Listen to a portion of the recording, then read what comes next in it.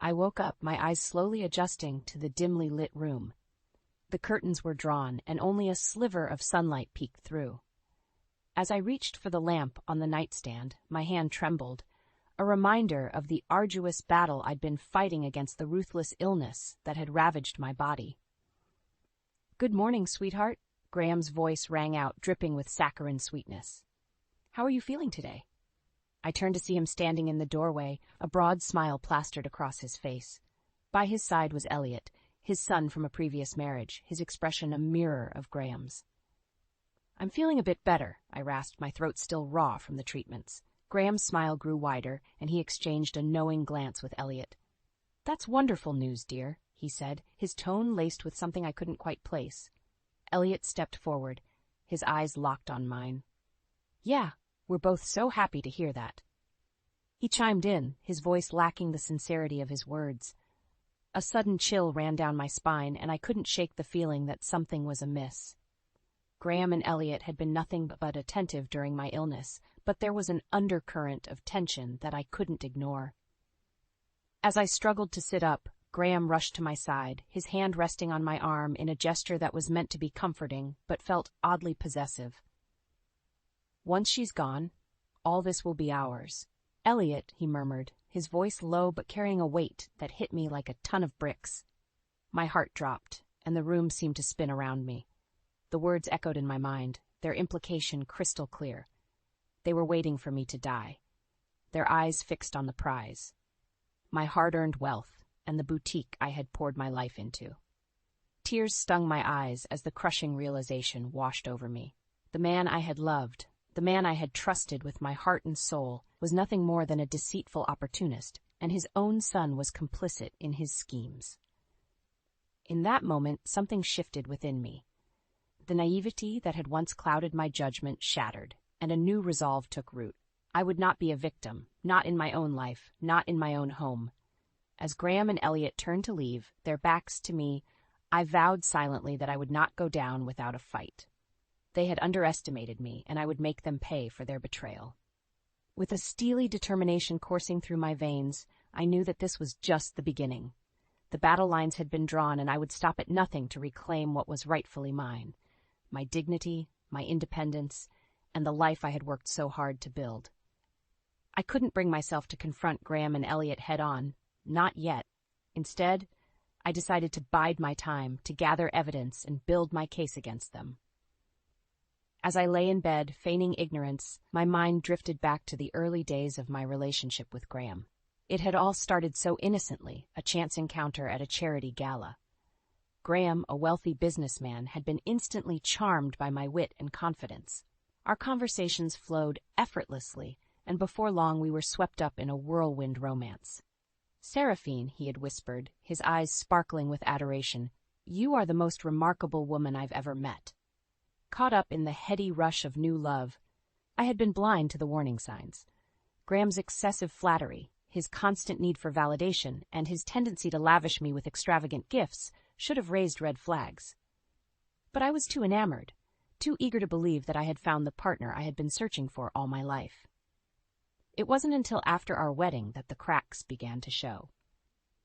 Graham's once charming demeanor morphed into something darker, more controlling.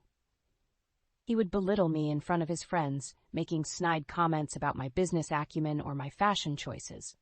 "A woman like you should be grateful to have a man like me," he would sneer, his words cutting deep. Elliot, who had been a sullen teenager when we first met, quickly fell in line with his father's twisted behavior. The two of them formed an unholy alliance, united in their disdain for me and their insatiable greed. "Why don't you just sell that stupid boutique of yours?" Elliot had once sneered, his lip curled in contempt. "It's not like you're any good at running a business." I should have left then, should have gathered my dignity and walked away from their toxic influence. But I was too proud, too stubborn to admit defeat. As the years passed, Graham's financial troubles mounted, his businesses failing one by one. It was then that his true motivation became clear. He had set his sights on my boutique, the one successful venture I had built from the ground up. "Once you're gone, your precious little shop will be mine," he had hissed, his eyes alight with malice. And now, as I lay in my sickbed, the full extent of their depravity had been revealed. They were willing to let me die, to sacrifice my life for their own selfish gain. But I was no longer the naive woman they thought they could manipulate. The fire of determination burned within me, fueling my resolve to bring them to their knees. As I watched Graham and Elliot leave the room, their shoulders slumped in disappointment at my continued survival, I knew that the time for action was drawing near. They had underestimated me, and they would pay dearly for their mistake. With my newfound determination, I wasted no time in putting my plan into motion. I knew that if I were to take down Graham and Elliot, I needed to be strategic and gather irrefutable evidence of their misdeeds. My first stop was the boutique, the very business they were so eager to get their greedy hands on. As I stepped through the doors, the familiar scent of jasmine and sandalwood enveloped me, offering a sense of comfort and familiarity in the midst of the chaos. "Seraphine!" Leo, my trusted employee, rushed over, his eyes wide with concern. "What are you doing here? Shouldn't you be resting?" I mustered a reassuring smile, determined not to let my personal turmoil show. "I'm feeling much better, Leo. In fact, I've never been more motivated." His brow furrowed, sensing the shift in my demeanor. "Is everything okay?" For a moment I hesitated, unsure of how much to reveal. But then I remembered the unwavering loyalty Leo had shown me over the years, and I knew he deserved the truth. "Graham and Elliot," I began, my voice low and steady. "They've been plotting against me, waiting for me to die so they can get their hands on the boutique." Leo's jaw dropped, his expression a mix of shock and outrage. "Those bastards!" he exclaimed, his fists clenching at his sides. How could they do such a thing? I placed a calming hand on his arm, grateful for his unwavering support. "That's why I need your help, Leo. We have to gather evidence of their schemes, anything that can expose their true motives." His eyes hardened with resolve, and he nodded firmly. "Whatever you need, I'm here for you."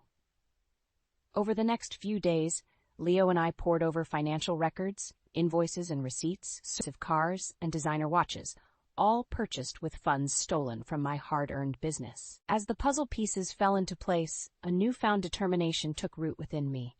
I would no longer be the victim of Graham's greed and deceit. It was time to take back what was rightfully mine. With Leo by my side, I began to meticulously document every shred of evidence, building an airtight case against Graham and his conniving son. They thought they could rob me of my dignity, my independence, and my livelihood, but they had gravely underestimated my resilience. As I stood in the boutique, surrounded by the very business they had tried to strip from me, I felt a sense of empowerment wash over me. This was my legacy, my life's work, and I would fight tooth and nail to protect it. This on, and this held all the cards.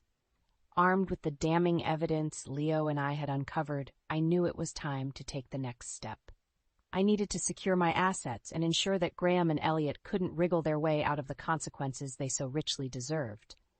That's when I reached out to Marina, my best friend and a formidable lawyer.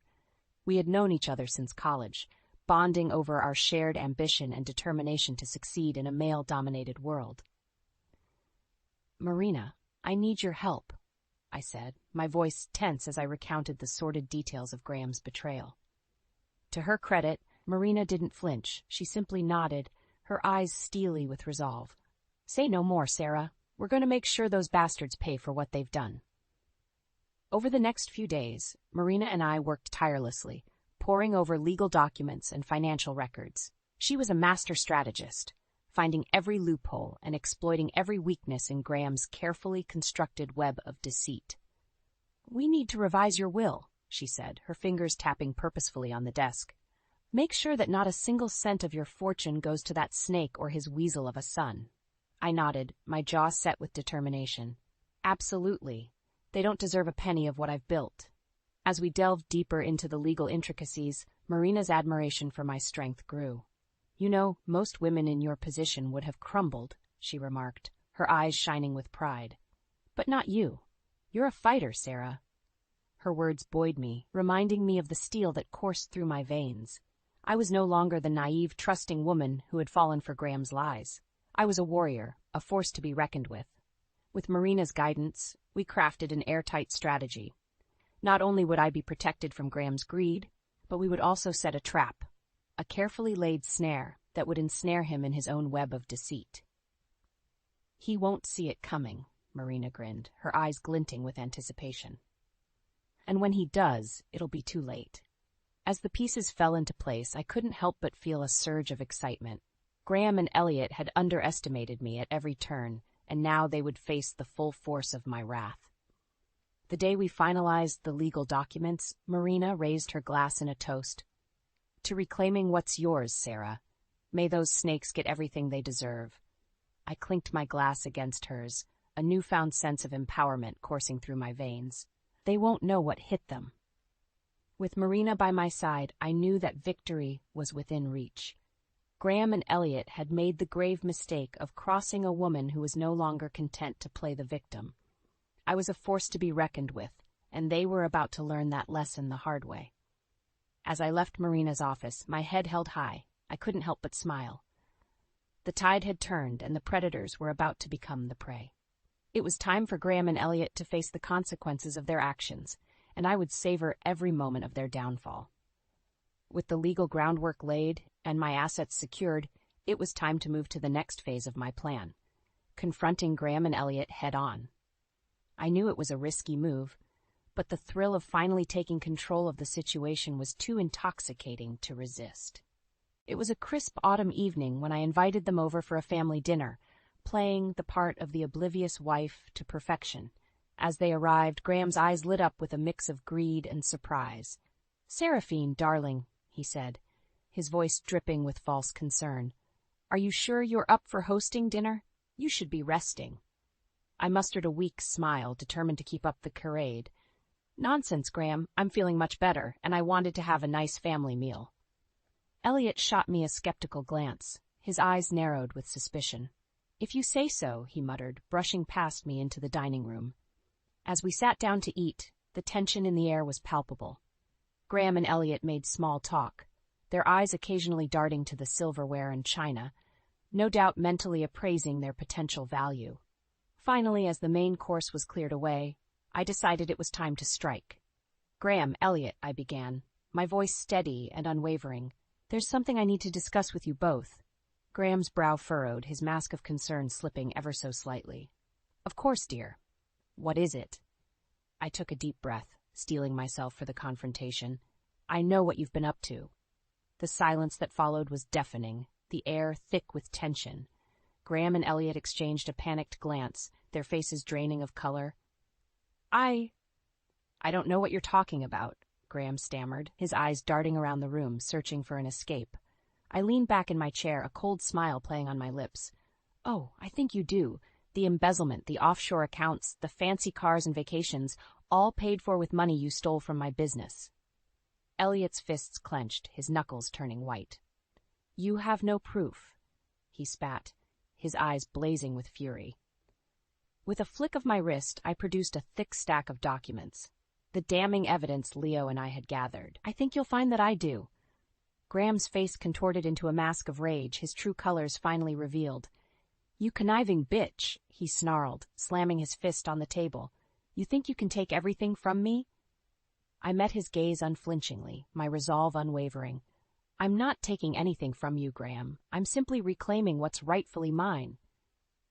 Elliot leaped to his feet, his chair clattering to the floor.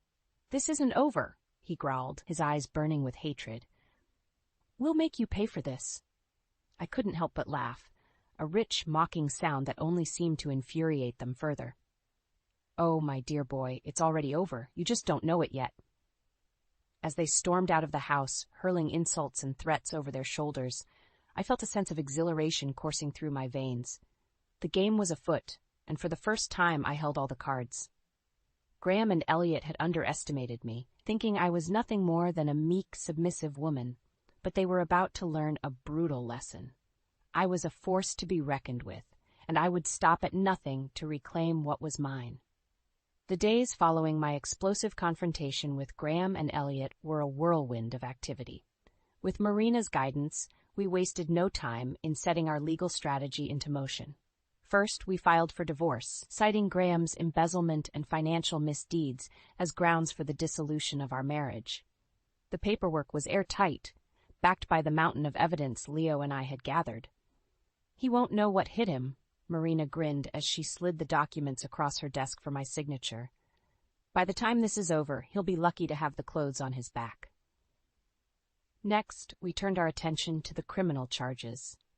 Graham's theft from my business, coupled with his blatant fraud and money laundering, was more than enough to ensure he faced serious consequences. As we sat in Marina's office, poring over the legal documents, a loud knock at the door interrupted our work. Marina's assistant poked her head in, her face pale. "Miss Cole, the police are here. They say they need to speak with you and Miss Westbrook immediately." Marina and I exchanged a knowing glance, silently bracing ourselves for the confrontation to come. Sure enough, two stern-faced detectives strode into the office, their eyes fixed on Graham's financials spread across Marina's desk. "Miss Westbrook?" "Mr. Westbrook," the taller detective began, his voice gruff.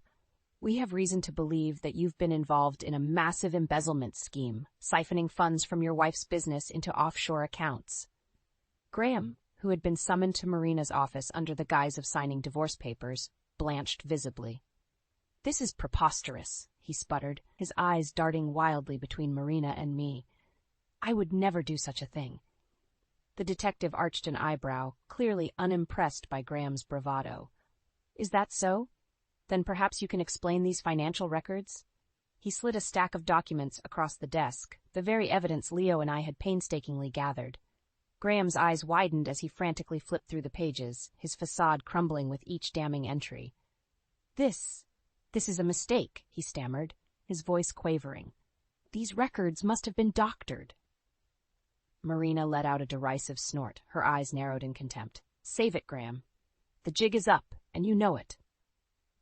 As the detective slapped handcuffs on Graham's wrists, reading him his rights, I couldn't help but feel a sense of vindication wash over me. The man who had once held so much power over me, the man who had sought to strip me of everything I held dear, was now being led away in disgrace.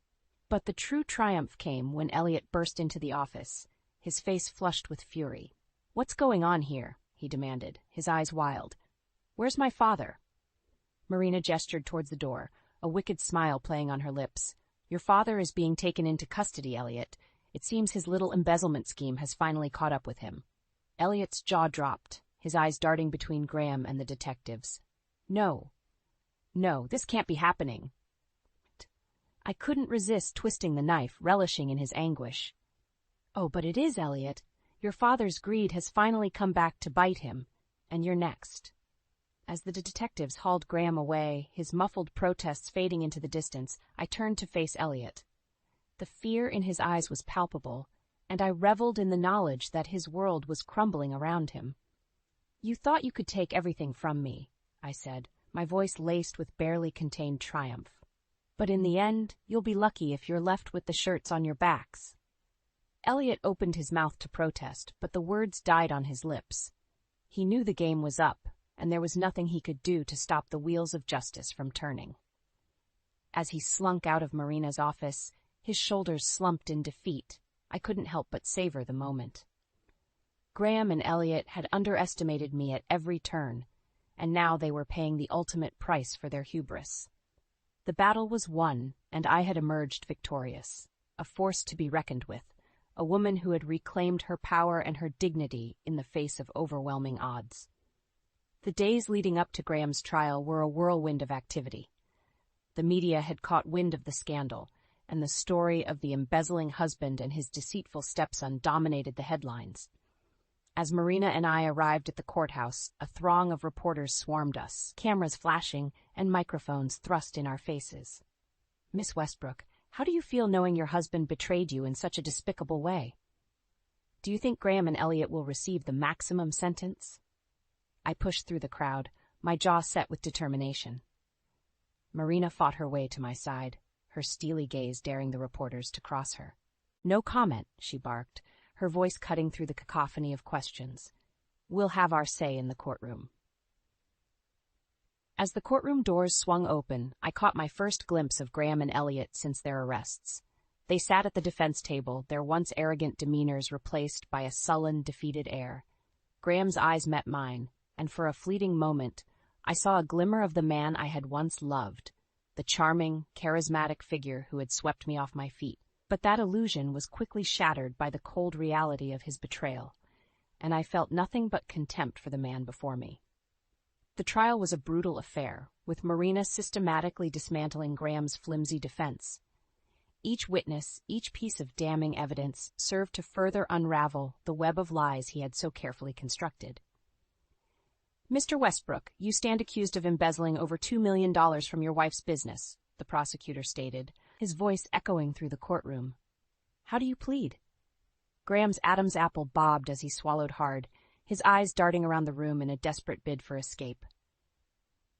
"Not guilty," he croaked, the words ringing hollow even to his own ears. As the trial wore on, the weight of the evidence against Graham and Elliot became insurmountable. Bank records, financial statements, even damning testimony from former employees, all of it pointed to their guilt. Elliot, his once youthful arrogance replaced by a pale, haunted expression, took the stand in a last-ditch effort to salvage their crumbling defense. "My father and I were just trying to protect our family's interests," he pleaded, his voice trembling. "We never meant to cause any harm." Marina seized the opportunity, her eyes glinting with triumph. "Is that so, Mr. Westbrook? Then why did you and your father make numerous attempts to conceal the embezzled funds in offshore accounts?" Elliot's mouth opened and closed, but no sound emerged. He was caught, trapped in the inescapable web of his own lies. As the jury filed back into the courtroom, a hush fell over the gallery. The foreman stood, his expression grave, and delivered the verdict we had all been waiting for. On the charges of embezzlement, fraud, and money laundering, we find the defendants, Graham Westbrook and Elliot Westbrook, guilty on all counts. A collective gasp rippled through the courtroom, but I remained steadfast, my gaze fixed on Graham and Elliot. Their faces were a study in anguish, the reality of their situation finally sinking in. As the judge handed down their sentences, lengthy prison terms, and hefty fines, I couldn't help but feel a sense of triumph. These men, who had once held such power over me, were reduced to nothing more than common criminals, their greed and deceit laid bare for all to see. As the bailiffs led them away, Graham turned to me one last time, his eyes pleading for forgiveness. But I had none to give. He had made his choices, and now he would have to live with the consequences. In the aftermath of the trial, I found myself standing in the bustling boutique that had been at the center of this sordid saga. Leo approached me, his eyes shining with admiration. "You did it, Sarah," he said, his voice thick with emotion. "You beat them at their own game." I surveyed the shop, taking in the familiar sights and scents that had once brought me such joy. Now they represented something more, a symbol of my resilience, my refusal to be a victim. "No, Leo," I replied, a small smile tugging at the corners of my mouth. "We did it. Together, we reclaimed what was rightfully ours." As I looked toward the future, I knew that the road ahead wouldn't be easy. But with the strength and determination I had discovered within myself, I was ready to face whatever challenges lay ahead, stronger, wiser, and forever unbroken. The months following Graham and Elliot's sentencing were a whirlwind of activity. With the legal battles finally behind me, I was able to turn my attention to rebuilding my life and my business. The first order of business was revitalizing the boutique. I poured every ounce of my energy into breathing new life into the place that had once been the source of so much turmoil. Leo was by my side every step of the way, his unwavering support and loyalty a constant source of strength. Together, we overhauled the decor, updated the merchandise, and implemented new marketing strategies to attract a fresh wave of customers. "This place is going to be better than ever? Sarah?" Leo beamed as we surveyed our handiwork. "Just you wait and see." And he was right. Within a matter of months, the boutique was thriving once again, a testament to the resilience and determination that had carried me through my darkest days. But my journey didn't end there.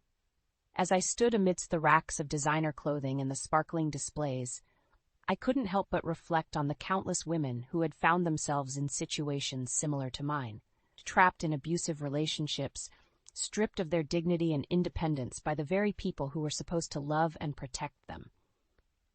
It was then that the idea took root, a foundation dedicated to empowering and supporting women who had endured the kind of betrayal and deceit that I had faced. A safe haven where they could rebuild their lives, reclaim their strength, and emerge as the warriors they were always meant to be. With a newfound sense of purpose, I immersed myself in the planning and execution of this ambitious endeavor. I poured my heart and soul into creating a comprehensive support system, complete with legal resources, counseling services, and vocational training programs. The day the foundation's doors opened, I stood before a crowd of supporters, my heart swelling with pride and determination. Too many women have had their voices silenced, their spirits crushed by those who sought to control and exploit them, I declared, my voice ringing out with conviction. But no more. This foundation is a sanctuary, a place where you can find the strength to reclaim your power and forge a new path, one defined by resilience, courage, and an unwavering belief in yourselves. The cheers and applause that followed were deafening, a resounding affirmation that my mission had struck a chord. Women from all walks of life, united in their shared experiences, embraced me with tears of gratitude and hope shining in their eyes. In the months and years that followed, the foundation flourished, becoming a beacon of hope and empowerment for countless women who had endured the unimaginable. I poured my heart and soul into mentoring and guiding them, sharing the lessons I had learned through my own ordeal. And as I stood before each graduating class, watching these remarkable women stride across the stage with their heads held high, I couldn't help but feel a profound sense of pride and fulfillment. They were the living embodiments of resilience, proof that even in the darkest of times, the human spirit could prevail. As for me, I had embarked on a journey I never could have imagined, one that had taken me from the depths of despair to the heights of personal triumph. The woman I had become was a far cry from the naive, trusting soul who had fallen prey to Graham's machinations. I was a warrior, a survivor, and a beacon of hope for all those who had been wronged. And as I looked toward the future, I knew that my work was far from over. There were countless battles yet to be fought, countless lives to be reclaimed from the shadows of oppression and deceit. But I was ready. Armed with the strength and wisdom born of my experiences, I would continue to forge ahead, lighting the way for others to follow. For in the end, that was the true essence of victory, not just reclaiming what was rightfully mine, but empowering others to do the same. We'll live together for you. As I was preparing to move into the home I purchased under my name, my mother-in-law, who suddenly showed up at our house, blurted out something outrageous. I had endured endless harassment from her, and whenever I visited my in-laws' home, I was worked to the bone like a draft horse. Although my father-in-law did nothing, he never stopped her and seemed to be riding along. It was likely that she would plan to live with us and exploit me. Thinking I wouldn't let this happen, I shared a shocking fact with my in-laws. What? I'm single, you know? What? My in-laws, flustered by the revelation that I was single, continued to badmouth me. Witnessing all this, a certain person became even more furious than before. I am Vanessa, 33 years old, working as a regular employee at a major company. My husband, Justin, works at the same company, and we have been married for 2 years. We met at a company drinking party, and it seems he fell in love with me at first sight. Justin asked around at the company intensely to find out which department I was in and approached me aggressively. Initially, I wondered what kind of person he was.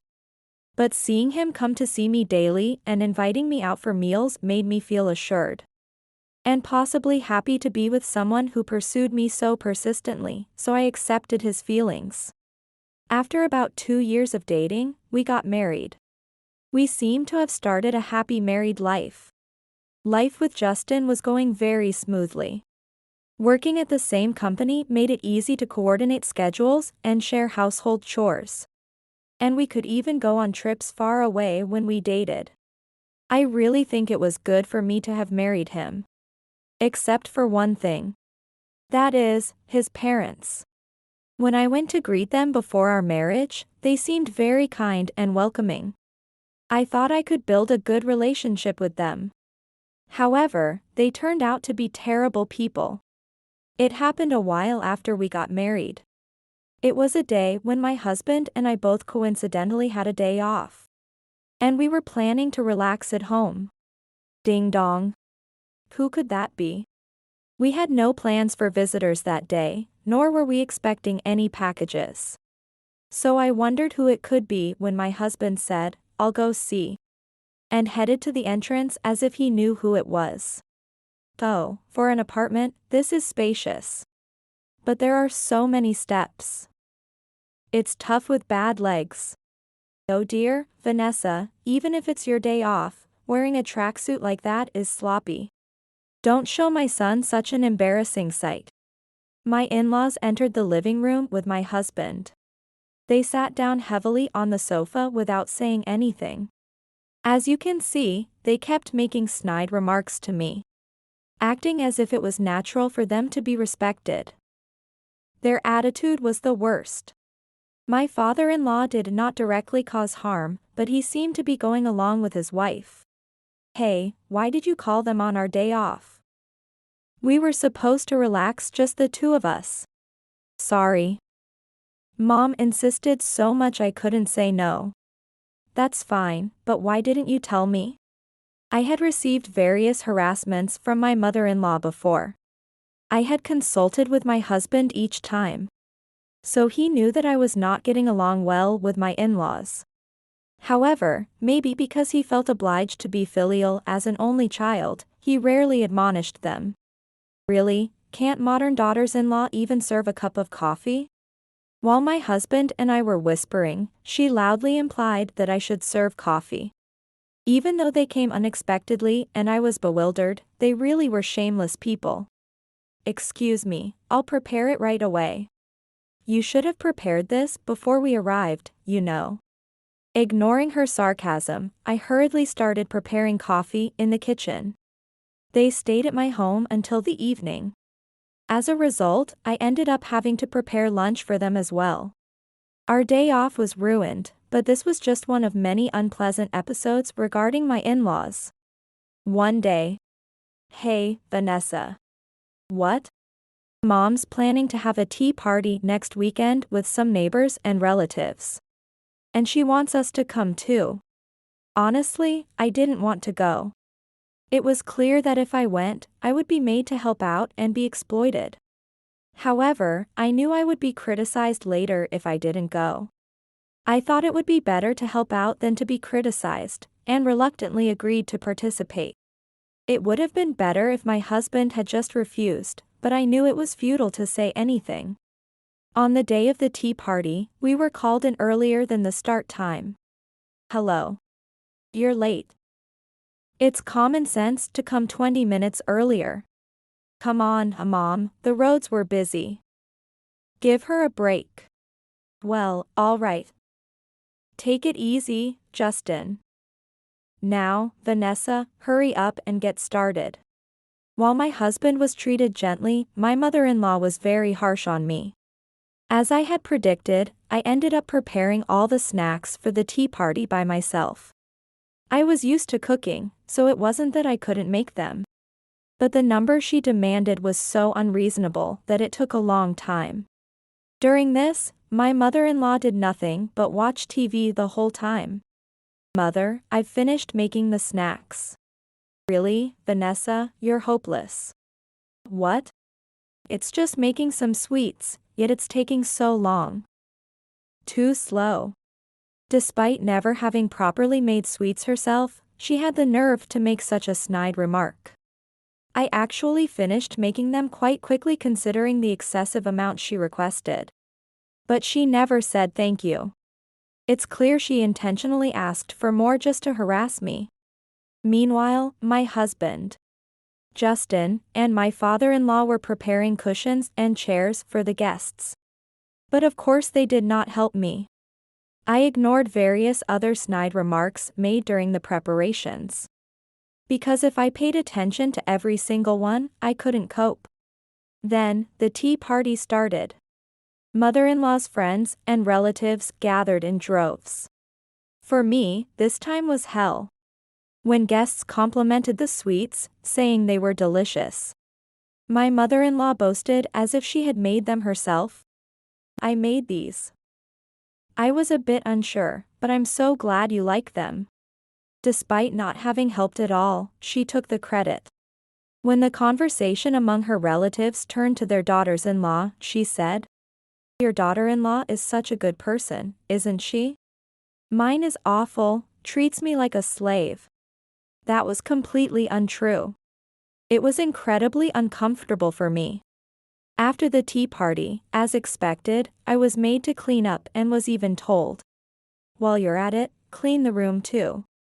I was treated like a maid. Holding back tears, I thought, I will never attend another tea party called by her.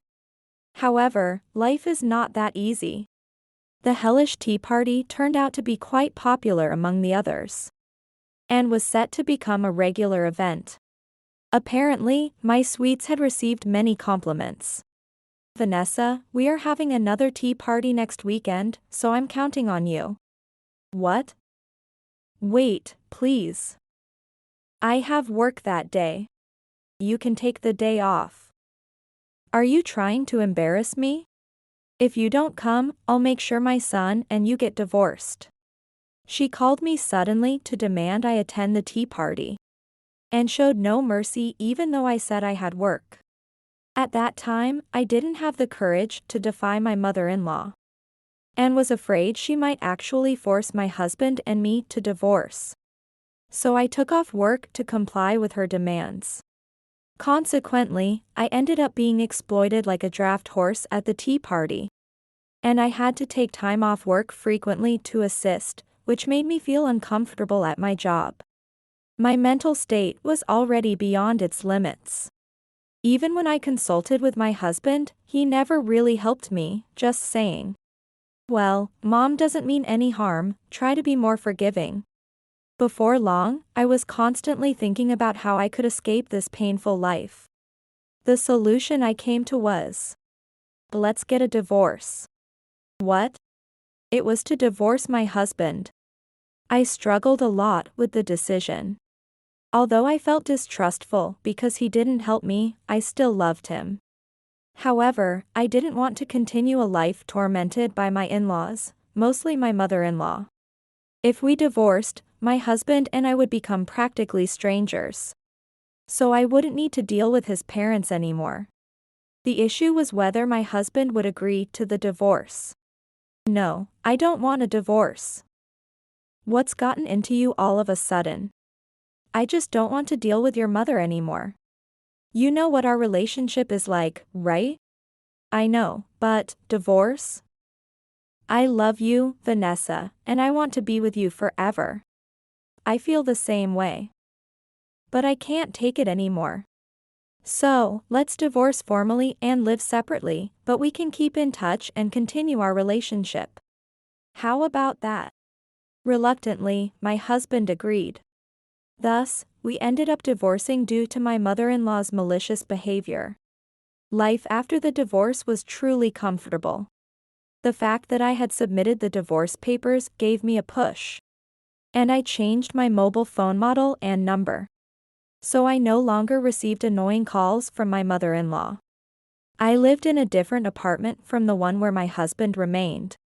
And since then, my in-laws stopped visiting unexpectedly. I was living a comfortable life without them, but something was still missing.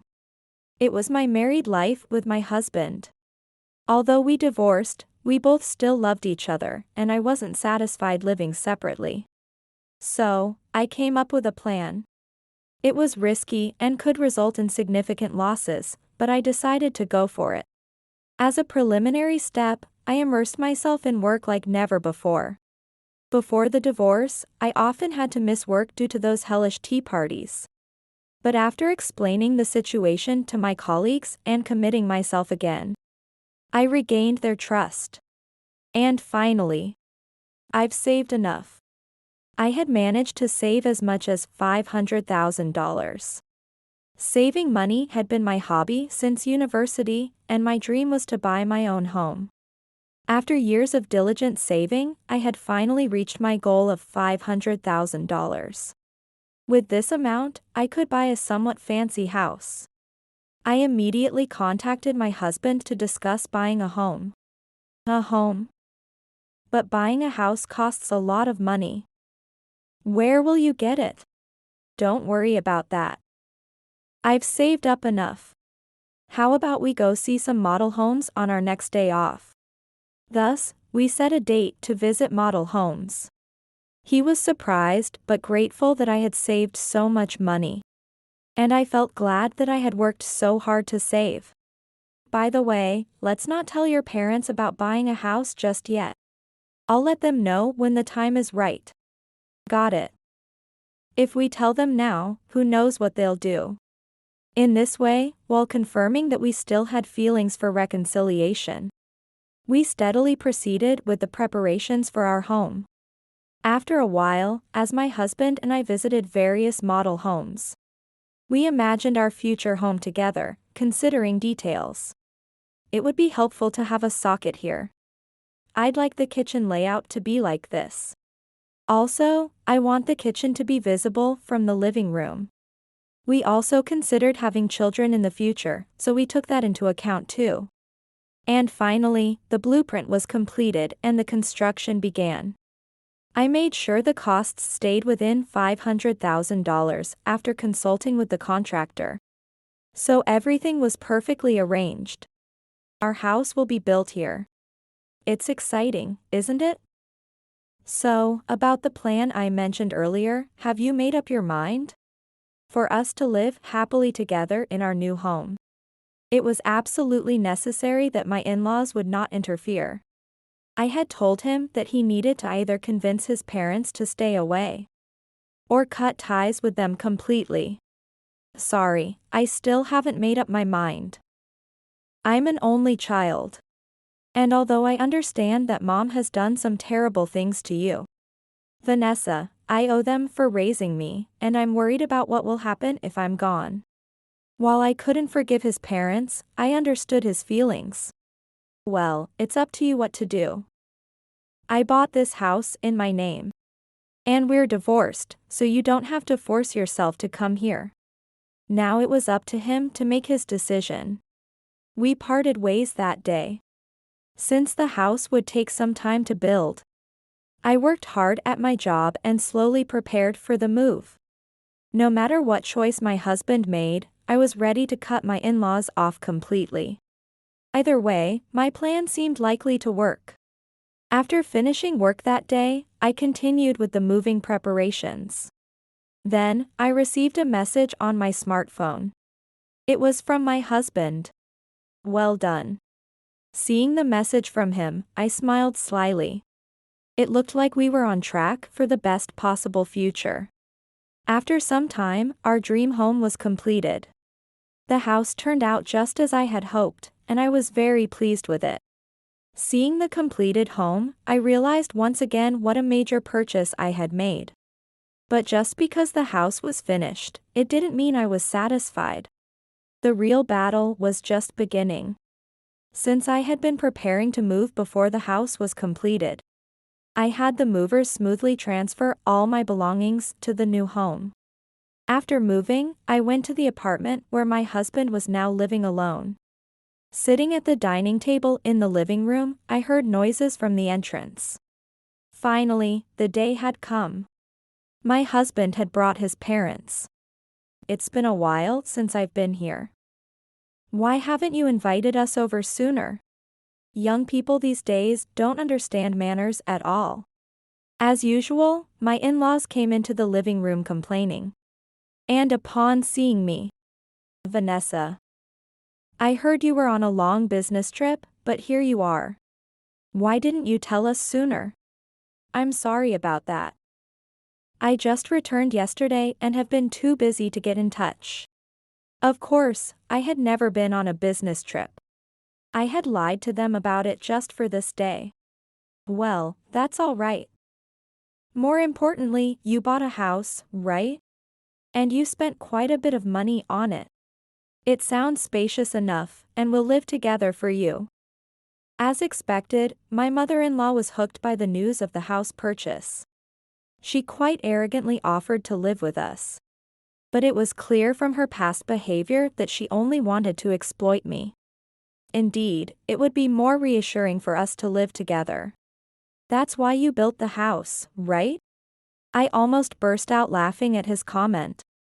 Hearing this, my husband silently observed the situation. Can you sit down for now and talk about it in detail? As my in-laws sat down, I served them coffee. Oh, you're being unusually thoughtful, she commented as she took a sip of the coffee. Being polite to them was going to end today.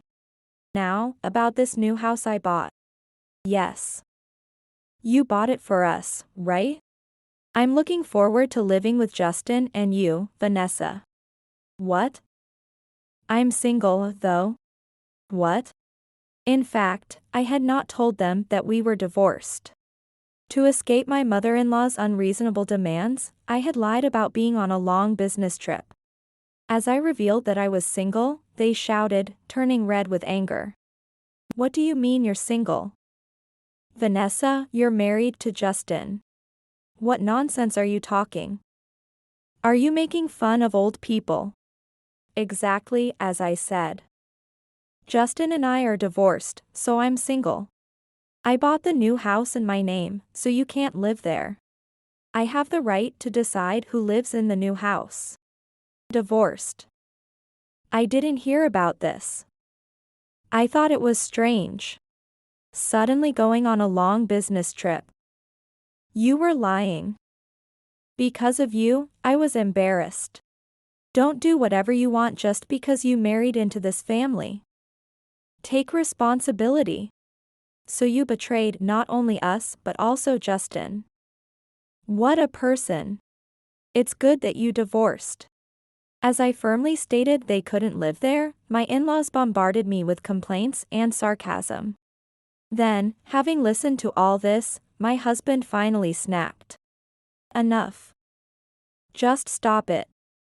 All you ever do is complain about Vanessa, and I've had enough. Perhaps they never expected their own son to explode like this, and they fell silent. It's because of you that we ended up divorcing. How can you say something so terrible? I was thinking of Vanessa. Thinking of Vanessa?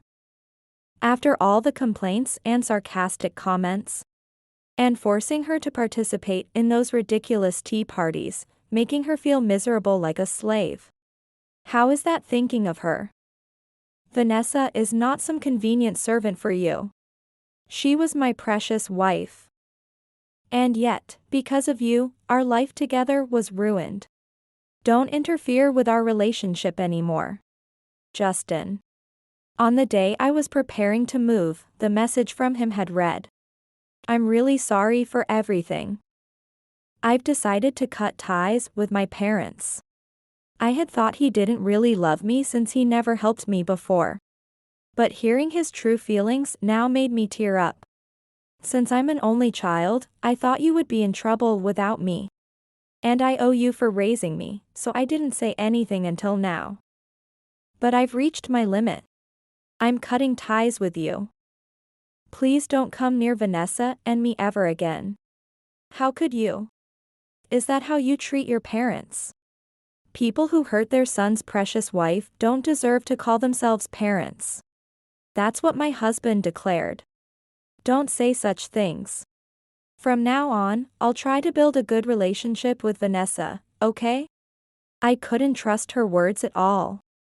After hearing what Justin has said, you still say that? Well, would you like to hear this? I opened the voice memo app on my smartphone and played a certain recording. It contained many of the snide comments she had made to me over time. There were only a few, but some were from my father-in-law as well. Hearing this, my in-laws' faces turned pale rapidly. If you try to approach us again, I will take this to a lawyer. That's right, so please leave now. By the way, I'm canceling this apartment lease.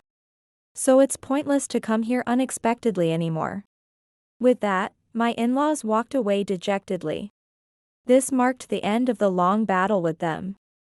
Afterward, my husband began preparing to move and eventually moved into our new home. As for my in-laws, it seems the neighbors and relatives came to know of this incident, and they started to be scorned. I wondered how it had leaked, but it turned out to be my husband who had spread the word. To ensure that my in-laws wouldn't get carried away again. He had explained what happened to the people who attended the tea parties and set things straight. I hadn't thought that far ahead, so I almost wanted to applaud my husband for his smart play. As for me, I reconciled with my husband and we resubmitted our marriage registration at the city hall, successfully returning to being a married couple. My plan worked exactly as I had hoped. Thanks to that, we can now live leisurely in our carefully chosen new home. It was a risky and expensive purchase. But I'm truly glad we bought it because we can live as a couple again. And then. No way. What's wrong? Look at this. What? This is. Incredibly, I was expecting a child. The future of living as a family of 3 in this house isn't far off. Though things will get tougher. I hope to use my in-laws as a negative example and strive to be good parents for our child. I'm not your ATM, Vanessa. This has to stop. The confrontation erupted in our once peaceful living room. I, Jenna, stood defiantly before my mother-in-law, Vanessa, and my husband, Ethan. Vanessa lounged on the couch, her face a twisted mixture of surprise and contempt, while Ethan lingered awkwardly, his expression blank. "This is my son's house, Jenna. I'll spend as I please," Vanessa snapped back, her voice cold and dismissive. It felt like a bad dream. Ethan and I had begun our journey together, filled with dreams and love, but those days were now just a distant echo. The man I had married, once so loving and understanding, had transformed into someone unrecognizable, parroting his mother's harsh words and ignoring my pleas. "Ethan, you see this, right? You understand how wrong this is?" I implored, turning to my husband, desperate for an ally. But Ethan just shrugged, his eyes void of the connection we once shared. "Jenna, she's my mother. What do you expect me to do?" he uttered, his voice empty of the affection that once comforted me. Realization washed over me like a cold shower. I was alone in this battle. To them, I was merely a means to an end, a dispensable part of their twisted family dynamic. I knew I had to break free. "All right," I said, my voice surprisingly calm. "I'll leave. And Ethan, we're done. I want a divorce." The room fell into a tense silence, the gravity of my words settling like dust. Ethan's face registered shock, a fleeting glimpse of the man I once fell in love with, but it quickly faded, replaced by an emotionless mask. "Fine, Jenna, what you need to, but don't think you're walking away with anything," he responded, his tone icy. I walked to the door, each step lighter than the last, leaving behind the oppressive weight of this house. Vanessa's voice, laced with malice, trailed after me. "Goodbye, Jenna. We'll be just fine without your drama." I didn't glance back. Exiting that house marked the end of a painful chapter and the beginning of an uncertain yet liberating journey. The cool evening breeze felt like freedom, washing over me with promises of a new beginning. I had no clear plan for what lay ahead, but I was certain of one thing. I would never allow myself to be diminished or disrespected again. This was the start of my story, on my own terms. Walking away from Ethan and Vanessa, my mind involuntarily drifted back to the beginnings of our story, contrasting sharply with the bitter end. I first met Ethan at work, where his charm and wit quickly captivated me. Our office romance blossomed into a deep connection, or so I thought. We shared dreams of a future together, dreams that now lay shattered at my feet. Our courtship was a whirlwind of affection and promises. Ethan often spoke of his difficult upbringing, raised solely by Vanessa after his father's departure. I saw a vulnerability in him that resonated with me, as I too had faced my share of hardships. But the Ethan I knew then was not the man I had just left behind. The first warning sign came the day I met Vanessa. Her demeanor was cold, her words sharp. "Ethan could do better," she had said, scrutinizing me with a judgmental gaze. Ethan, instead of defending me, chuckled nervously and changed the subject. I brushed it off, attributing it to first meeting nerves. How wrong I was. Our wedding plans were modest, but Ethan's excitement was palpable. He wanted a big celebration, to make up for the lackluster moments of his childhood. I admired his desire to turn past pains into joyful memories. But as the wedding drew closer, our differences became more pronounced. I had risen to a managerial position at work, a fact that Ethan initially celebrated.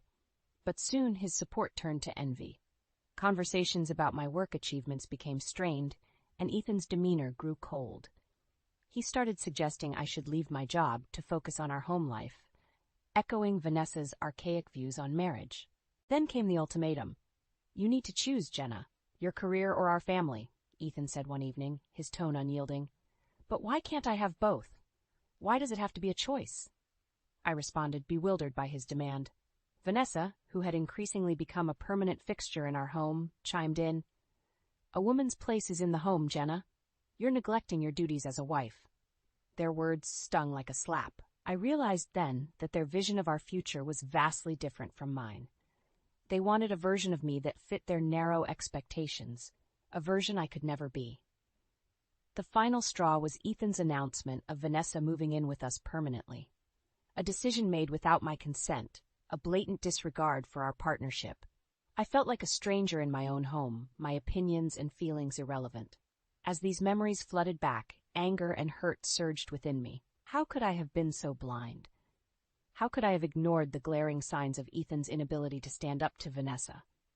I was nothing more than a means to an end for them, a convenient addition to their twisted family dynamic.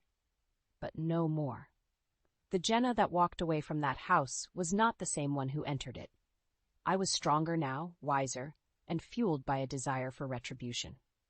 Ethan and Vanessa would soon learn that their actions had consequences they could never have anticipated. I was determined to make them pay for every tear, every moment of self-doubt they had caused me. My journey of revenge had just begun. The days following my departure from Ethan and Vanessa's grip were a blur of emotions. As I navigated my newfound freedom, the memory of Vanessa moving into our home replayed in my mind, marking the beginning of my unraveling. It was a sunny afternoon when Ethan casually mentioned his mother would be staying with us for a while. The news caught me off guard, but I tried to remain understanding. Vanessa had always been a looming presence in our marriage, but living with her was a challenge I hadn't anticipated. From the day she arrived, Vanessa made it clear that she considered the house her domain. "This place could use a woman's touch, and clearly, you're not up to the task, Jenna," she remarked on her first day, eyeing the decor disdainfully. Her criticism wasn't limited to the house. She found fault in everything I did, from my cooking to the way I dressed. "Ethan, how do you tolerate such bland meals?" she would say, scrunching her nose at the dinners I prepared. Ethan, instead of defending me, would nod in agreement, his silence a dagger to my heart. Her extravagant spending was the most egregious. Designer clothes, expensive jewelry, and lavish parties became the norm. She used the money I earned as though it were hers by right. "A little luxury never hurt anyone, Jenna. You should try it sometime. Maybe then you'd understand," Vanessa sneered one evening, flaunting her new diamond necklace. I tried discussing this with Ethan, but he dismissed my concerns. "Mom's had a tough life, Jenna. She deserves to enjoy herself," he said, ignoring the financial strain her indulgences put on us. The situation reached a boiling point when Vanessa decided to renovate the kitchen without consulting me. "It's just so outdated, Jenna. We need a space more fitting for our lifestyle," she declared, as contractors roamed our home estimating costs. "But this is our home, not just yours. You can't just make these decisions without talking to us." I protested, my frustration boiling over. Vanessa laughed, a cold, harsh sound that echoed in the hollow space that used to be my sanctuary. "Oh, Jenna, when will you learn? This is my son's house, and what I say goes. You're just living here." Ethan's response, or lack thereof, shattered any remaining illusions I had about our relationship. He stood by, a passive observer, as his mother bulldozed over my feelings and our shared life. That night, lying in bed, I realized the full extent of their betrayal. They didn't see me as a partner or even a person. I was just a convenient accessory in their lives, easily discarded and replaced. But I refused to be a victim any longer. As Vanessa's words echoed in my head, a plan began to form. They thought they could control me, use me for their own gain. But they were gravely mistaken. I would take back control, reclaim my life, and in doing so, I would ensure that Vanessa and Ethan felt the sting of their actions, a sting that would leave a lasting mark. My revenge would be meticulous, calculated, and, most importantly, deserved. They had underestimated me for the last time. The weeks that followed were a crescendo of tension and silent battles. Living under the same roof with Ethan and Vanessa, I felt like a stranger in a home that once held the promise of love and companionship. But the true tipping point came unexpectedly, on a day that should have been about celebration, my birthday. The morning of my birthday, I woke up to an empty house. There were no signs of celebration, not even a note. I tried to brush off the disappointment, reminding myself that expecting anything from Ethan and Vanessa was futile. The day dragged on with an eerie quietness until the evening when even Ethan and Vanessa returned, bubbling with excitement. "We have great news." "Jenna!" Ethan exclaimed as they barged in, ignoring my evident dejection. Vanessa's eyes sparkled with a malicious glee. "We're going on a trip, a week in the Bahamas. Just think of the sun, the beaches, the luxury." I stood there, dumbfounded. "You're going on a trip? On my birthday? You didn't even remember." Ethan waved off my shock. "Oh, is it today? Well, happy birthday then. But listen, this trip is going to be amazing. Mom and I have been planning it for weeks." Vanessa chimed in, her voice dripping with faux sympathy. "Oh, Jenna, don't be so childish. Birthdays are just another day. Besides, you should be happy for us. We deserve this break." Their blatant disregard for me, on what should have been a special day, was the final straw. Anger bubbled inside me, a fiery blend of betrayal and hurt. "You're using my money for this trip, aren't you? The money I work hard for." Ethan shrugged, a dismissive gesture that ignited my fury. "Well, someone has to pay for it, and since you're the only one working..." Vanessa laughed, a sound that sent chills down my spine. "Honestly, Jenna, you should be grateful. We're spending your money on something worthwhile. It's not like you have any better use for it." Their words hit me like a physical blow. The audacity to use my hard-earned money for their frivolous pleasures while disregarding my feelings was appalling. I realized then that I was nothing more than a financial resource to them, a means to fund their lavish desires. "I can't believe this. You two are unbelievable," I shouted, my voice trembling with rage. "Calm down, Jenna. It's just money, and it's not like you're doing anything important with it," Ethan said, his tone patronizing. Vanessa smirked, adding insult to injury. "Exactly. Be a good wife and support your husband and his mother. That's your role, after all." Their words echoed in my mind, a cruel reminder of how little they valued me. But their smug faces, their condescending tones ignited something within me. A resolve, a burning desire for retribution. "This is it. I'm done. I refuse to be your personal ATM, your doormat." "You'll regret treating me this way," I vowed, my voice steady with newfound determination. Ethan and Vanessa exchanged amused glances, clearly underestimating the depth of my resolve. But I knew, at that moment, that my journey of revenge had truly begun. They had pushed me to my limits, and now they would face the consequences of their actions. In the days following my decision, I moved into a modest hotel, a temporary sanctuary as I plotted my next steps. The betrayal by Ethan and Vanessa had left a bitter taste, but it also fueled a fire within me, a desire to reclaim my life and exact revenge. I began by consulting a lawyer, meticulously laying out the years of financial exploitation and emotional abuse. The lawyer listened intently, occasionally nodding, his expression a mix of disbelief and sympathy. "We have a strong case here, Jenna. It's clear that you've been taken advantage of. Let's start with filing for divorce and freezing the joint accounts," he suggested. With each step, I felt a piece of my old self return, the Jenna who was confident, who wouldn't let anyone walk over her. I was no longer the woman who tolerated disrespect and manipulation. A few weeks into my hotel stay, my phone rang. It was Ethan, his voice laced with panic. "Jenna, where are you? The bank accounts are frozen, and we can't access any funds." I couldn't help but smile, a cold, satisfying grin. "Oh, Ethan, I'm taking back what's mine. You and your mother can't use me as your personal cash machine anymore." There was a pause, and then Ethan's voice grew desperate. "Jenna, please, you're overreacting. Let's talk about this. We're a family, after all." Family. The word echoed mockingly in my ears. "No, Ethan, we were never a family. You chose your mother over your wife, and now you must face the consequences. As I ended the call, a sense of empowerment washed over me. This was just the beginning. Vanessa and Ethan had underestimated me for far too long. They thought they could control and use me, but I was about to show them just how wrong they were. The next phase of my plan involved exposing their true characters. I reached out to mutual friends and colleagues, sharing my story. The reactions were a mix of shock and support. I always knew Vanessa was difficult, but I had no idea it was this bad, a former colleague said, her voice filled with indignation. Word spread, and soon Ethan and Vanessa's social standing began to crumble. Invitations dwindled, and their once bustling social life faltered. I watched from the sidelines, a bittersweet satisfaction in seeing them isolated, a taste of their own medicine. But the true revenge was yet to come.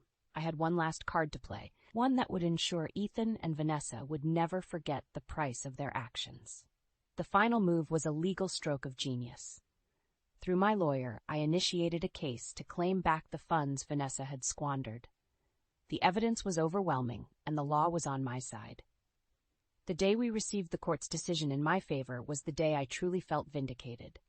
Ethan's pleas for forgiveness and Vanessa's attempts to negotiate fell on deaf ears. They had made their bed, and now they had to lie in it. The financial strain was just a start. I wanted them to feel the same helplessness and despair they had subjected me to. As I prepared to leave the hotel and start anew, I knew that the path ahead would be challenging. But I also knew that I was no longer the same woman who walked into this situation. I was stronger, wiser, and most importantly, free. The day of reckoning had arrived. After weeks of meticulous planning and legal maneuvering, I was ready to confront Ethan and Vanessa directly. I had arranged a meeting under the guise of discussing the divorce and settlement. As I entered the cafe where we agreed to meet, I saw them sitting there, a picture of anxiety. Vanessa's face, usually so composed, was etched with worry. Ethan looked up as I approached, his eyes searching for a sign of leniency. "Jenna, thank you for agreeing to meet," Ethan started, his voice unsteady. "Look, I know things got out of hand, but we're family. Can't we just put this behind us and start over?" I couldn't help but scoff at his audacity. "Start over? After everything you and your mother have done? You must be joking." Vanessa interjected, her tone a mix of desperation and cunning. "Jenna, dear, let's be reasonable. We all made mistakes, but we can work this out. We're willing to make amends." Their pleas were a stark contrast to their earlier arrogance. It was satisfying to see them squirm, to witness the shift in power. Mistakes? You call years of manipulation and financial abuse a mistake? I retorted, my voice firm. You two have shown no remorse for your actions. Now, you will face the consequences. Ethan's face paled, a realization dawning on him. "Jenna, please, we need the money, the lifestyle, the reputation. We can't lose everything." Vanessa, ever the manipulator, tried a different approach. "Think about what's best for all of us, Jenna. We can still be a family. Isn't that worth more than revenge?" But their words fell on deaf ears. I had seen their true colors, and there was no going back. "This is no longer about money or reputation," I said, my resolve unwavering. "It's about justice. You will both pay for what you've done. The court has ruled in my favor, and you will comply with its decision." The look of defeat on their faces was the vindication I had sought for so long. I stood up, ready to leave the past behind. "This is where our paths diverge, Ethan and Vanessa. I hope the lessons you learn from this are profound and lasting. Goodbye." As I walked away, I didn't look back. I had turned the tables on them, reclaimed my dignity and independence. The future was uncertain, but it was mine to shape. Ethan and Vanessa were now just a part of my past, a painful chapter that had come to a close. In the aftermath of my final encounter with Ethan and Vanessa, I found myself standing at a crossroads. The chapter of my life dominated by their deceit and manipulation was closed, but the journey ahead was mine to chart. The taste of victory was sweet, yet it bore the complexity of hard-earned lessons. I had moved into a new apartment, a space that was entirely my own. The walls were yet to be decorated, the rooms still echoed with the newness, but it was a sanctuary of peace and freedom. For the first time in years, I felt in control of my destiny. Word of Ethan and Vanessa's downfall spread quickly. Their once prestigious social circle had crumbled, leaving them isolated and disgraced. The lavish lifestyle they had so greedily pursued was now a distant memory, replaced by the harsh reality of their actions. But the true reward of my journey was not in their downfall. It was in the reclaiming of my identity and the rebuilding of my life. My career, which had once been a point of contention in our marriage, flourished. I was promoted, recognized for my resilience and dedication. Colleagues who had heard of my ordeal expressed admiration and support, further fueling my drive to succeed. I often found myself reflecting on the journey. The pain and betrayal had been real, but so was the strength I discovered within myself. I had faced my fears, stood up against injustice, and emerged victorious. The final twist of fate came unexpectedly one day. As I sipped coffee in a cafe, the same one where I had last seen Ethan and Vanessa, I overheard a conversation at the next table. It was about them. They were struggling, facing legal battles and financial ruin. Vanessa, once so proud and haughty, was now a shadow of her former self, humbled by the consequences of her greed and manipulation. As I listened, I felt no joy in their suffering. Instead, I felt a sense of closure. My revenge had been served, justice had been meted out, but I no longer dwelled in the past. They were a chapter closed, a lesson learned. I finished my coffee and stepped out into the sunlight, feeling its warmth on my face. The world around me seemed brighter, filled with possibilities. I had survived the storm and was now basking in the calm that followed. As I walked down the street, I realized that my story was not defined by Ethan and Vanessa, nor by the pain they had caused.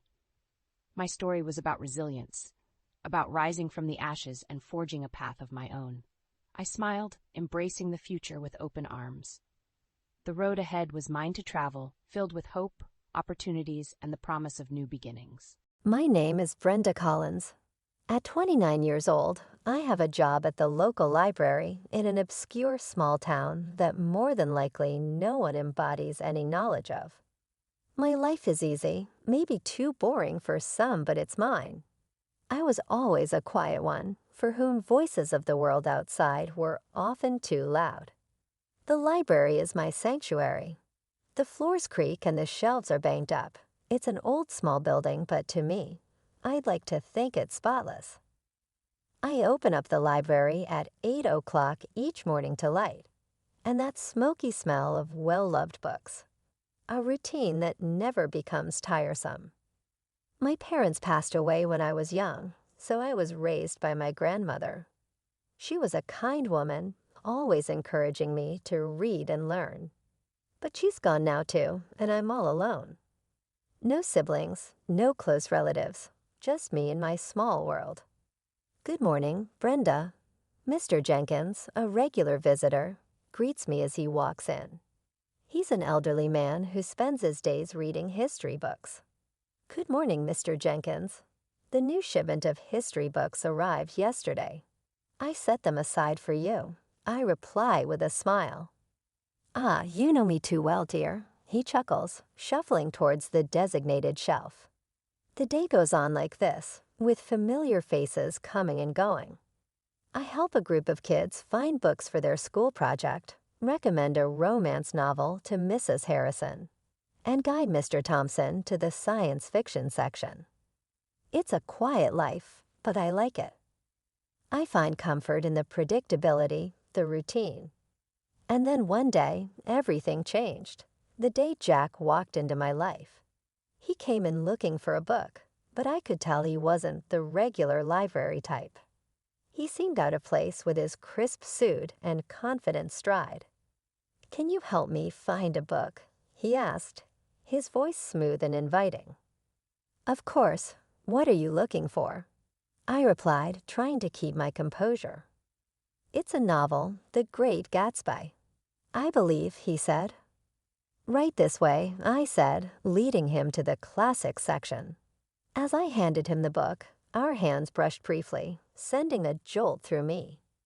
It was a simple touch, but it lingered in my mind. "Thank you, Brenda," he said, reading my name tag. "I'm Jack. It's nice to meet you." "Jack," I replied. That brief encounter marked the beginning of everything. The beginning of a love that I thought would last a lifetime. The beginning of a journey that would take me from the quiet life I knew into a world of chaos and betrayal. If only I had known then what I know now. Maybe things would have been different. But life doesn't come with a warning label, and sometimes we just have to learn the hard way. After that first meeting, Jack began to visit the library more frequently. It was odd, considering he didn't strike me as the reading type. But every time he came in, he'd ask for a book recommendation, and then spend a few minutes chatting with me. One day, he walked in just as I was struggling with a box of newly arrived books. "Need a hand with that?" he offered, walking over. "That would be great, thanks," I said. As we placed the books on the shelves, he asked, "So, Brenda, what got you into working at a library?" I shrugged. "I've always loved books. They're like friends, you know. Plus, it's nice and quiet here." He laughed. "I can see that. It's like a whole different world." Our conversations grew longer with each visit. I found out that Jack worked in his family's business, something to do with real estate. He was easy to talk to, and for the first time in a long time, I felt like someone was genuinely interested in me. Then one day, he surprised me. "Brenda, would you like to have dinner with me tonight?" he asked, a hopeful look in his eyes. I was taken aback. "Like a date?" "Yes, like a date," he smiled. I hesitated. This was new territory for me, but there was something about him that made me want to say yes. "Okay, sure. I'd like that," I replied, trying to keep my voice steady. We went to a small restaurant in town. It wasn't fancy, but it was cozy. We talked about everything and nothing, and for a few hours, I forgot about my usually solitary life. Walking home, Jack said, "I had a really great time tonight, Brenda. You're very different from the people I usually meet."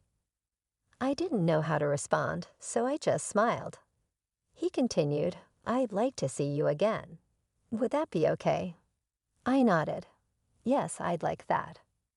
From then on, we started seeing each other more regularly. He'd take me out to dinner, or we'd go for walks. It was nice. For once, I felt like I was part of something more, part of a world that wasn't just about books and quietness. It wasn't long before I fell for him hard. He was charming and attentive, and he made me feel special. And when he proposed, I didn't hesitate. I said yes. Looking back, I wish I had seen the signs. I wish I had known that the charm was just a mask, a cover for something much less pleasant. But love has a way of blinding you, of making you ignore the warning signs, and I was very much in love, or at least I thought I was. After Jack and I got engaged, things started to change. It began with his parents. They didn't approve of me from the start. They thought I was below their son because I didn't come from money. The first time I met them, it was clear they didn't like me. We were at their house for dinner, and I was nervous. It was a big, fancy house, nothing like what I was used to. "Brenda, this is my mother, Margaret, and my father, Richard," Jack introduced. "Nice to meet you," I said, trying to smile. Margaret looked me up and down. So you're the girl who works at the library." "Yes, I am," I replied, feeling smaller by the second. Richard chimed in, "Jack, couldn't you find someone more suitable?" I felt like crawling into a hole. The dinner was long and uncomfortable. They made it clear they thought I wasn't good enough for their son, but Jack stood up for me, which made me love him even more. Before our wedding, they insisted on a prenuptial agreement. They said it was just a formality. I didn't have much to lose, so I agreed without making a fuss. Once we got married, I moved into Jack's house, which was actually his parents' house. They had given it to him as a wedding gift, but they acted like it was still theirs. His parents came over all the time, unannounced. They'd walk in and start ordering me around. "Brenda, make us some coffee," Margaret would demand as soon as she walked in, and I would, without saying anything. I didn't want to cause trouble. One day, Margaret pointed at the TV and said, "Remember, Brenda, in case of divorce, you can't claim this." It was like that with everything. They reminded me constantly that everything in the house wasn't mine. Jack started changing too. He wasn't the man I fell in love with. He started joining in on the jokes his parents made about me. One evening, I was trying to decide what to wear for a family event. I asked Jack for his opinion. "This one makes you look less drab," he said, laughing. I was hurt. It was like he was a different person around his parents. He didn't stand up for me anymore. Instead, he laughed along with them. It was exhausting living in that house. I felt like an outsider, an unwanted guest. I kept hoping things would get better, but they only got worse. The stress got to me. I started having stomach pains, bad ones. I tried to ignore them, but one day I collapsed at the library. I woke up in the hospital. The doctor said it was stress-related. I was in the hospital for a few days. Jack didn't visit. He didn't even call. I felt so alone. Then one day, a notary came to my room. He had news. My great-aunt, someone I barely remembered, had passed away, and she had left me her fortune, $30 million. I couldn't believe it. I didn't even know what to do with that kind of money, but suddenly I wasn't just the poor girl from the library anymore. When Jack and his parents found out, they came to visit. Suddenly, they were all smiles and sweetness. "Darlings, we're so happy for you," Margaret said, her voice dripping with fake concern. "Yes, we're a family. We should support each other," Richard added. I didn't buy it. It was too much of a change. After they left, I overheard them talking outside my room. They didn't know I was listening. "She's such a fool. Can you believe our luck?" Jack laughed. "We need to make sure she doesn't leave you, Jack. Maybe you should have a child with her." "That will tie her down," Margaret suggested. I felt sick to my stomach. These people didn't care about me. They just wanted my money. I knew then what I had to do. I had to get out of that house, away from these people. I had to take control of my life. I wasn't going to be their victim anymore. I left the hospital with a plan in my mind. I knew what I had to do. As I got home, Jack and his parents were waiting. They were all smiles, acting like the caring family they never were. "Oh, Brenda, we were so worried about you," Margaret exclaimed. I nodded but didn't say much. I needed to act normal, not to tip them off. Jack came closer. "So when do you get the inheritance?" he asked a little too eagerly. I looked at him, the man I thought I loved, and realized I didn't even recognize him anymore. "Soon," I said, "but it's not something you need to worry about." His smile faltered a bit. "But we're married, Brenda. What's yours is mine, right?" I forced a smile. "Of course, darling." That night, I couldn't sleep. Their voices echoed in my head, their fake concern, their greed. It made me sick. I got up and started writing. I wrote down everything they had done, everything they had said. It was like a dam had broken and years of pent-up frustration and pain poured out. The next morning, I had a meeting with a lawyer. I explained everything, showed him the prenuptial agreement. He was shocked but said the agreement would protect me. "You're doing the right thing," he assured me. When I got back, I found Jack and his parents in the living room. They looked up as I walked in. "There she is, our brave girl," Richard said with a smile that didn't reach his eyes. I sat down, clutching my purse. I have something to say. They all looked at me, curious. "I'm filing for divorce," I said, my voice steady. The room went silent. Silent, then Margaret erupted. "What? You ungrateful little—" Jack was on his feet. "Brenda, you can't be serious. We love you." "Do you, Jack? Because I don't feel loved." I feel used. Margaret was fuming. We'll sue you. We'll take half of your inheritance. I reached into my purse and pulled out a copy of the prenuptial agreement. Actually, you can't. This says neither of us can claim the other's property in case of divorce. They were speechless. For the first time, I felt in control. I stood up. I'm leaving. I don't want any of you to contact me. I walked out of that house, their shouts and insults trailing behind me. It was the hardest thing I'd ever done, but as I drove away, I felt a weight lift off my shoulders. I was free from their disdain, their manipulation. For the first time in a long time, I felt like I could breathe. I didn't know what the future held, but I knew it had to be better than the past. I rented a small apartment in the city. It was nothing fancy, but it was mine. For the first time in years, I felt a sense of peace. I was still dealing with a divorce, but I felt like I could handle it. One day, I got a call from the lawyer. Brenda, there's something you should know about your great-aunt's will. I was puzzled. What about it? There's a condition. You need to use a portion of your inheritance for a charitable cause.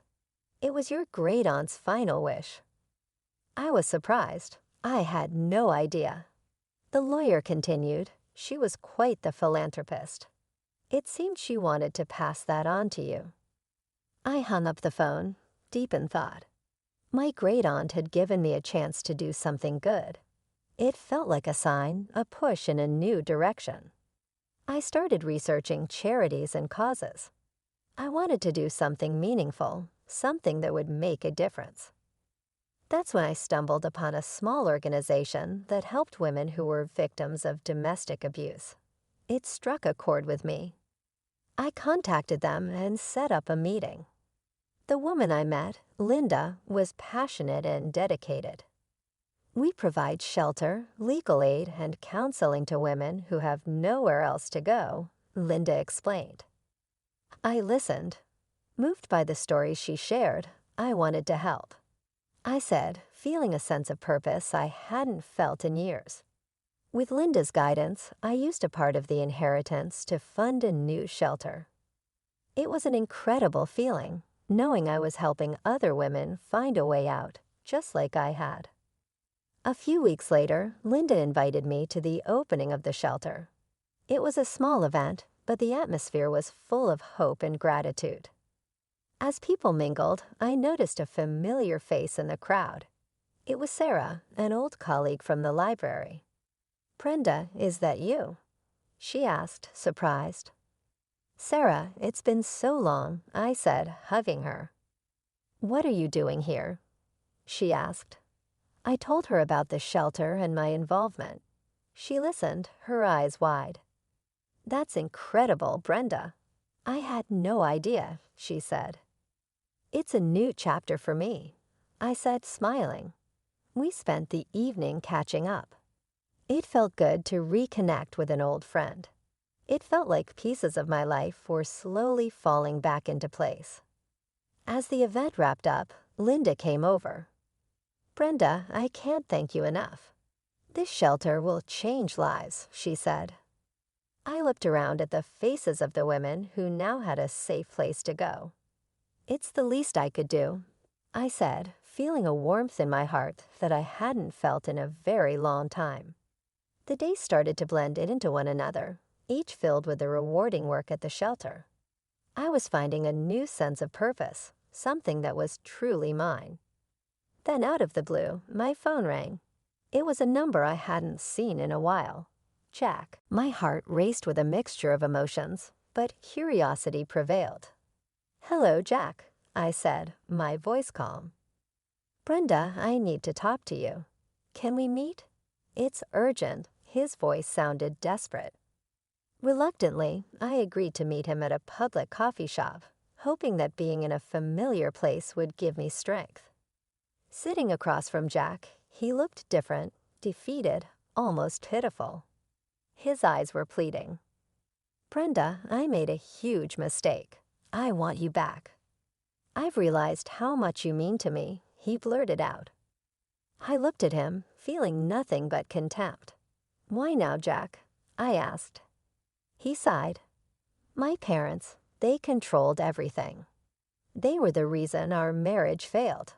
I was weak, but I'm different now." I felt a surge of anger. "You blame your parents. You stood by while they treated me like dirt. You laughed with them." Jack reached for my hand, but I pulled away. "Please, Brenda, I know I was wrong. I've changed." I stared at him, seeing the man I once loved, but now felt nothing for. Changed or not, it's too late. "I feel nothing for you, Jack. Nothing but contempt." His face fell, and for a moment, I saw a glimpse of the man I married, but it was fleeting. "I'm sorry, Jack. I've moved on. I have a life now, a purpose. There's no place for you in it," I said firmly. He nodded slowly, a look of resignation on his face. "I understand. I just had to try." Leaving the coffee shop, I felt a weight lift off my shoulders. It was over. Truly over. The next day, there was an event at the shelter. A local artist had donated a sculpture, and it was to be unveiled in the garden. As I stood there, surrounded by people who supported and believed in me, I felt a sense of belonging. Sarah, my old colleague from the library, stood beside me. "You've done something amazing here, Brenda," she said, smiling. The artist pulled the cover off the sculpture, a figure of a woman reaching up to the sky. It symbolized hope, strength, and new beginnings. Applause filled the air, and for a moment, everything felt right in the world. Linda, the woman who had helped me so much, came over. "Brenda, this is just the beginning. There's so much more we can do." I looked around at the faces filled with hope and knew she was right. This was my new beginning, and I was ready to embrace it fully. My new life was busy and fulfilling. Every day at the shelter brought new challenges and rewards. My confidence grew, and for the first time in years, I felt in control of my destiny. I even started taking self-defense classes, something I would have never imagined doing before. One day, as I was leaving the shelter, I saw a car parked outside. It was my mother-in-law, Margaret, and she stepped out as soon as she saw me. "Brenda, we need to talk," she said, her voice softer than I'd ever heard. "I have nothing to say to you, Margaret," I replied, my voice steady. "Please just hear me out." "I've realized how wrong we were," she pleaded. I stopped and looked at her. She seemed genuine, but I couldn't forget the past. "What do you want, Margaret?" I asked. "I want to apologize. I treated you terribly. I've lost my son because of it, and I don't want to lose you too. You were like the daughter I never had," she said, her eyes glistening with tears. I felt a pang of something, sympathy, perhaps, but I pushed it away. "Margaret, you made my life a living hell. An apology won't change that. I've moved on, and I suggest you do the same," I said firmly. She reached out to me, but I stepped back. "Please, Brenda. I know I can't undo the past, but I want to make things right." I shook my head. "It's too late for that. Goodbye, Margaret." As I walked away, I felt her gaze on my back, but I didn't look back. I had learned to stand up for myself, and there was no going back to the way things were. The next day, I received a letter from Jack's lawyer. He was contesting the divorce settlement. I wasn't surprised, but I was ready. I met with my lawyer, a sharp woman named Rachel. "He's got no leg to stand on, Brenda. The prenuptial agreement is clear. He's just trying to intimidate you," she said confidently. I nodded. I'm not afraid of him anymore. Let's fight this. The court date arrived, and I walked in with my head held high. Jack was there with his lawyer, and for a moment, our eyes met. There was a flash of the old Jack, the one I had loved, but it vanished quickly. The judge listened to both sides and then made her decision. The prenuptial agreement stood, and Jack's claims were dismissed. I felt a surge of relief and triumph. After the court session, Jack approached me. "Brenda, I'm sorry. I was wrong," he said, his voice low. I looked at him, seeing the man I once loved, but now felt nothing for. "Goodbye, Jack. Take care of yourself," I said and walked away. As I left the courtroom, I felt a sense of closure. That chapter of my life was finally over, and a new one was just beginning. At the shelter, we were planning a fundraiser, and it was taking all my attention. The support from the community was overwhelming, and I felt a deep sense of gratitude. The night of the fundraiser arrived, and the place was buzzing with energy. People from all walks of life had come to support our cause. As I looked around, I realized how far I had come, from a quiet, timid woman to someone who stood up for herself and others. "Brenda, you did it." "This is amazing," Sarah said, coming up to me. I smiled. We did it, and there's so much more to do. As the event went on, I felt a sense of accomplishment and purpose. This was my life now, and I was exactly where I was meant to be.